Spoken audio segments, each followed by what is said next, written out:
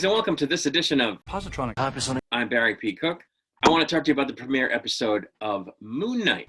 This is a character I have zero familiarity with, except I saw the character once in an animated, a Marvel animated thing.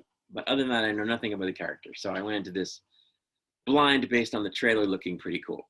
So it starts out where we see a guy crushing some glass and putting it in his shoes. Next, we come to the main character, Stephen Grant. He goes to work, which is at a London Museum's Egypt exhibit, as a very much underappreciated souvenir hawker, though he seems to want to be a tour guide and is very up on ancient Egypt.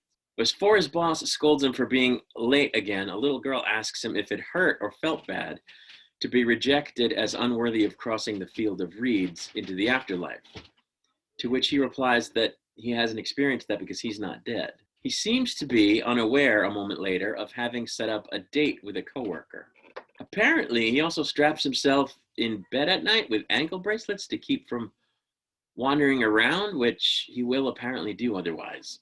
After several nights of trying to stay awake, to further try to keep himself from walking around, he wakes up in a field and is addressed by a disembodied voice before finding a golden scarab in his pocket and getting fired upon by some people from whom he runs at the behest of the voice. He winds up in a village where a bunch of people have gathered to watch a guy named Harrow judge people's souls on behalf of, I guess, Ammit, which is an Egyptian god. When this guy Harrow sees him in the crowd, he asks him to surrender the scarab, and though he tries to do so, he is unable to release it from his hand.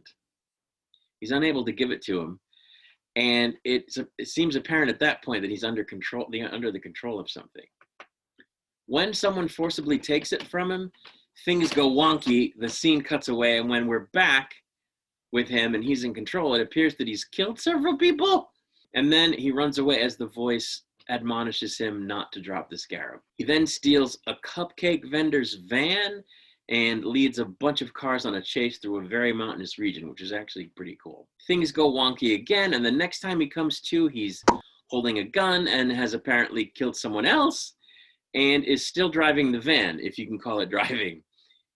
Things go wonky again in the next minute, and when he wakes up from that, the van is in reverse, going backwards, and he's still being chased. Just as a bunch of errant logs come tumbling down a mountainside and take out the people that were chasing him, he wakes up from an apparent dream. He finds that his fish has regrown a fin, and when he takes it to the pet store where he got it to find out if that's normal, the woman tells him she already talked with him about this the day before, which surprises him because he says he wasn't there the day before. When he shows up to the restaurant for his date and the woman doesn't show up, he discovers that he missed the date by 2 days. He was 2 days late for this date. He goes back home, and upon seeing some scratch marks on the floor that he didn't recognize, he decides to move a rug and some furniture, and he discovers a hidden area in a wall where apparently someone, presumably himself, had previously hidden an old flip phone and a key, and it would seem that he's missed several calls from someone named Layla, who happens to call while he's holding the phone, and she says she's been trying to reach him for a while, and she apparently thinks he's someone named Mark. After the call, the disembodied voice starts addressing him as Stephen, and he searches for someone hiding in his apartment, but of course finds no one. He then runs from his flat and into an elevator when it seems that an earthquake is struck. When the elevator arrives at the basement level and he can't seem to get it to go to the ground floor, which would be one floor up, he hallucinates like that he's seeing some kind of mummy monster type creature coming towards him, but it turns out just to be an old lady. The next time the elevator stops, the old lady exits in a hurry, and he seems bewildered for a moment. And then the next thing he knows, he's on a bus, and Harrow from the village is there.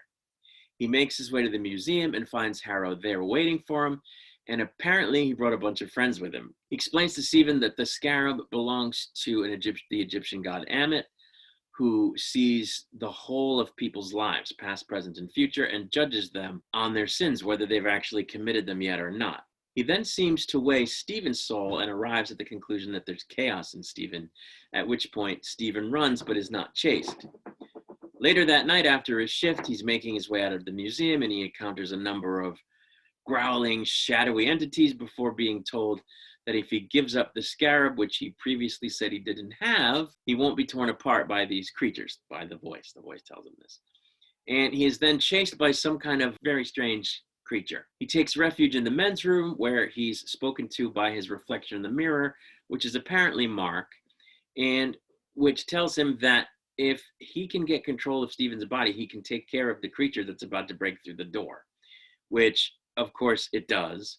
And then we see Moon Knight for the first time in costume as he kicks its ass, and the episode ends as he approaches the camera after doing so. So apparently, Mark is Moon Knight, and he lives in Steven, and has been taking over his body for a period of time periodically, and living as Mark whilst involving himself in various endeavors, both seemingly normal and not so normal.